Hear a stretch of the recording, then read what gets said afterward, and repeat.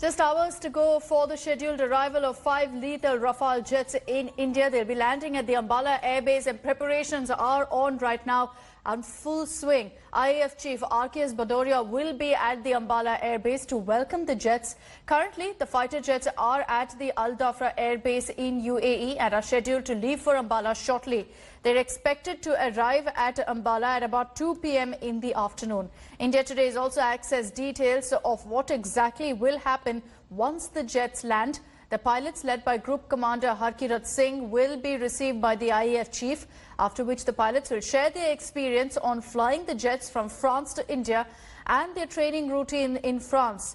In case of bad weather over Ambala, the jets will be rerouted to Jodhpur. Ahead of their arrival, Section 144 has been imposed around the Ambala airbase.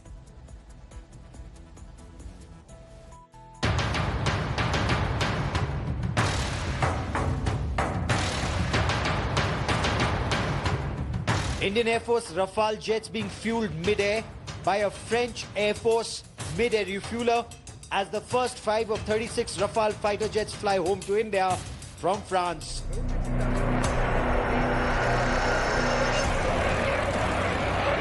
Air Chief Marshal RKS Bhadoria, Chief of the Air Staff, will be flying to Ambala to ceremonially welcome the first 5 Rafales that will become a part of the 17th Squadron Golden Arrows.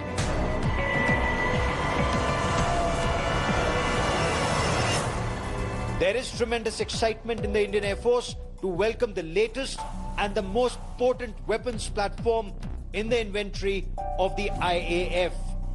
The Rafale is a very modern aircraft. It's fully integrated. It is what is known as an omni-role aircraft, in the fact that it can do in the same mission multiple tasks simultaneously.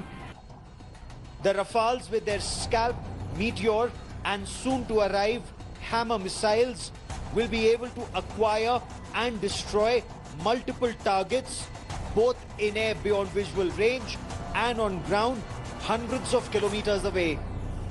The aircraft is a powerful machine, and there were 10,000 crores or more given for modifications to make it the bigger brother of the Mirage 2000, which the Indian Air Force knows by heart. The FEB radar, slightly better, the Safran Smegma engine, 30mm Giat gun, and it can fire the Scalp air-to-land missile.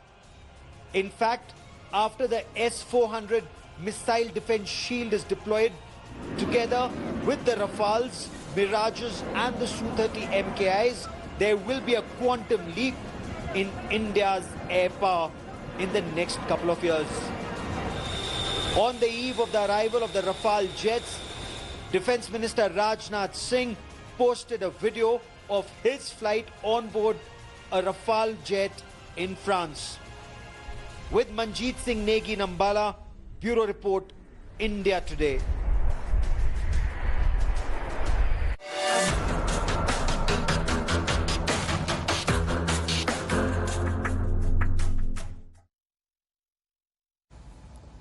Meanwhile, the probe into actor Sushant Singh Rajput's death has in fact taken a sensational twist because Sushant's girlfriend and actor Rhea Chakrabarti has been booked for abetment to suicide. This after the late actor's father leveled some serious allegations against Rhea. A team of Bihar police questioned Rhea Chakrabarti at her residence last night. Rhea has also been accused of theft, forgery as well as breach of trust. India Today spoke exclusively to Rhea Chakrabarti's legal team, and their legal team is likely to push for the FIR to be quashed, citing previous Supreme Court judgments where 2 FIRs can't be registered in a single case. An FIR had earlier been lodged by the Mumbai police in the case, where several filmmakers and other members of Bollywood have already been questioned.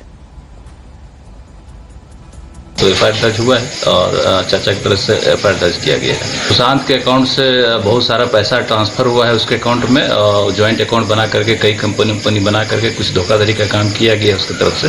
वो सारा जांच का issue है, police जाएगी जांच करेगी तो सारा कुछ बाहर आएगा कि क्या क्या किया गया। I hope a thorough investigation will take place. I don't know much details about what has been written in the FIR. But I think no better than a father would know about his son, about the problem that he's facing, about the whole personality of his son, whether he was going through under any mental pressure, financial pressure, whatsoever the reason is. I think all this is matter of investigation.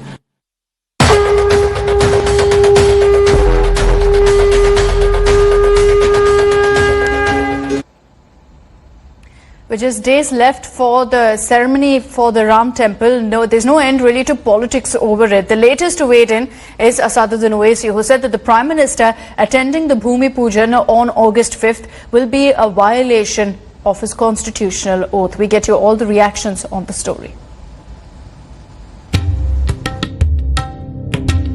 In a week's time, Prime Minister Modi will be in Ayodhya to participate in the Bhumi Puja of the Ram temple. In the splendor and harmony of preparations for the grand event, politics continue to rage on.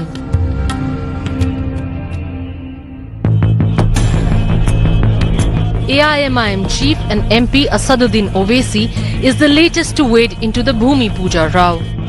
Owaisi says that Narendra Modi can't attend the breaking of ground ceremony as the Prime Minister of a secular nation, as it will be a violation of the constitutional oath.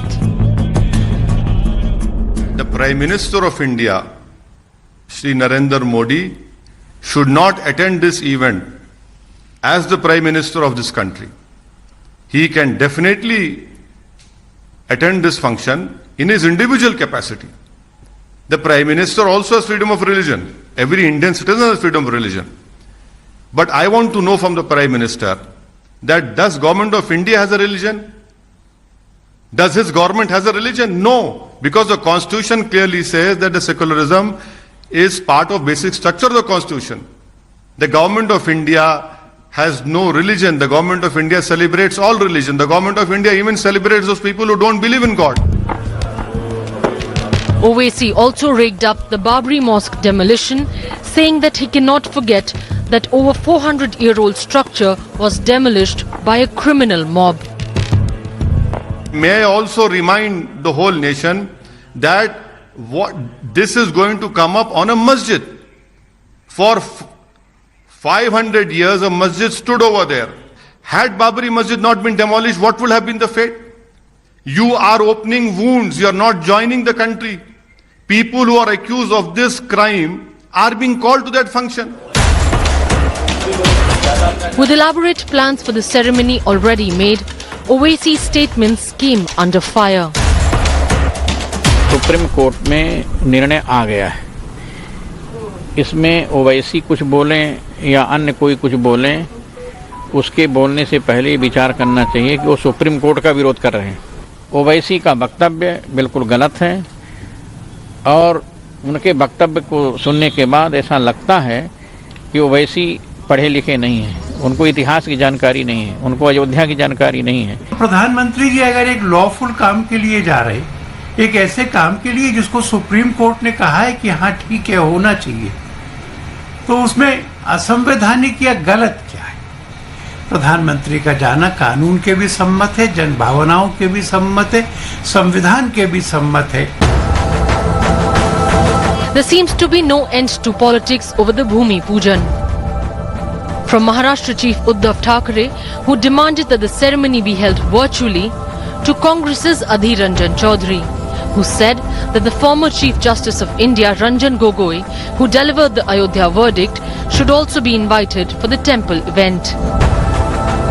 जो ये समारोह की जो आयोजन करते हैं, उन लोगों को ये पेशकश की कि इस समारोह में चीफ जस्टिस रंजन गोगोई जी को निमंत्रण दिया जाए, बुलाया जाए, नहीं तो हमारा चीफ जस्टिस के ऊपर सही ढंग से जस्टिस नहीं होगा. With just 8 days to go for the foundation of the Ram Mandir to be laid, and with an extremely emotive issue taking center stage, the political fireworks are only expected to explode. Bureau Report, India Today.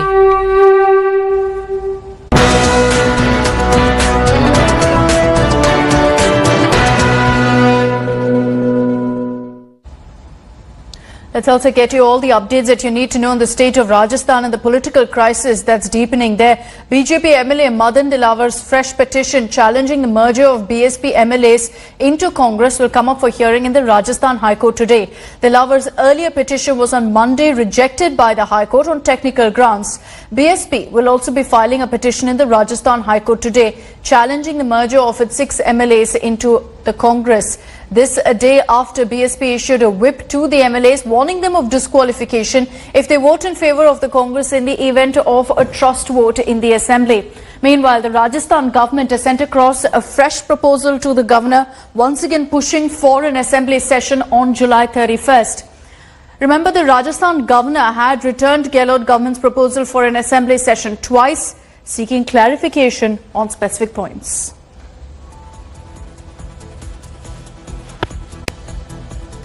Let's get you the latest on the fight against coronavirus. Here's a look at the numbers that have been put out by the Health Ministry. The total confirmed COVID cases stand at 14,83,156 with the death toll at 33,425. Maharashtra is the worst affected state with the total cases at 3,83,723 and 13,863 deaths reported so far.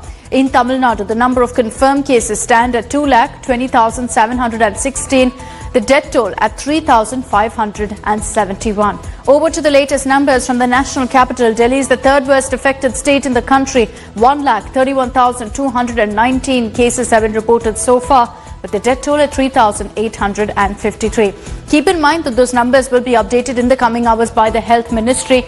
And going by all indications of the figures that have come in the last 24 hours, we have crossed the 15 lakh mark as far as confirmed cases go. But here's the positive news that's coming in this morning. Mumbai, which has been the city worst hit by COVID, saw its lowest single-day spike in 3 months. On Tuesday, the financial capital recorded very few cases when you compare to how it's previously had a trend going of very high single-day spikes. It recorded only 700 cases of infection on a day when the city tested also the highest number of samples. Testing in Mumbai has increased significantly after the BMC did away with the requirement of a prescription for one to get tested.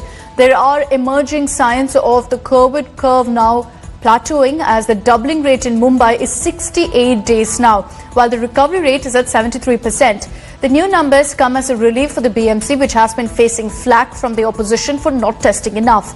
Maharashtra Cabinet Minister Aditya Thackeray shared the good news on Mumbai's COVID situation on Twitter. He, however, also cautioned Mumbaikars to not let their guard down. Mumbai has 21,812 active cases, which is less than neighbouring Thane, which has 34,471 active cases, and Pune has the highest now, and very worrying really what's happening in Pune. It has 48,672 active cases.